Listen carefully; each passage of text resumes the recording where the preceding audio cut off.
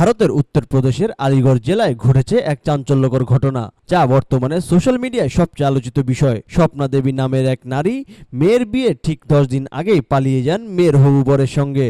6 April Swapna দেবী মেয়ের হবু বর রাহুল কুমারের সঙ্গে পালিয়ে যান। এরপর আত্মসমর্পণ করেন 16 এপ্রিল, যেদিন মেয়ের বিয়ের হওয়ার কথা ছিল।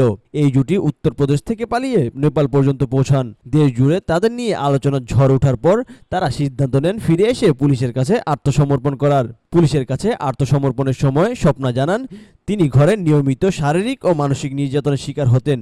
স্বপ্নার স্বামী মদ খেয়ে মারধর করতেন, এমনকি মেয়ে শিবানীও নাকি তার সঙ্গে দুর্ব্যবহার করত। এই কারণে তিনি রাহুলের সঙ্গে পালিয়ে যাওয়ার সিদ্ধান্ত নেন। আত্মসমর্পণের সময় স্পষ্টভাবে স্বপ্না বলেন, আমি এখন রাহুলকে বিয়ে করব, যাই হোক না কেন।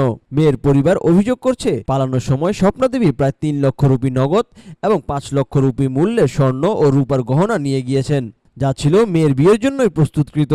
তবে স্বপ্না এই অভিযোগ অস্বীকার করে বলেন, তার কাছে শুধুমাত্র একটি মোবাইল ও 200 রুপি ছিল।